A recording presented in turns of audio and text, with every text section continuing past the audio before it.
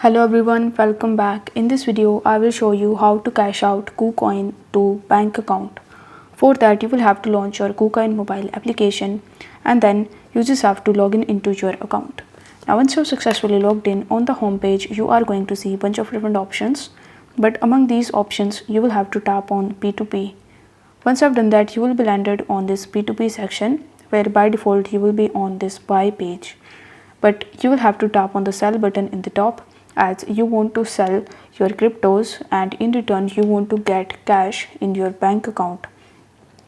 For that, you will have to select the merchant that has this badge over here.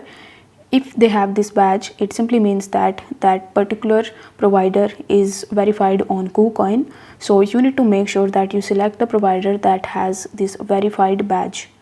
After that, you just have to select that particular provider that is giving you the best offer and that has the maximum order successful rate.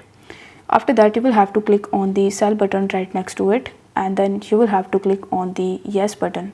After that, you will have to enter the amount of USDT that you want to give it to the provider and in return you are going to get the cash.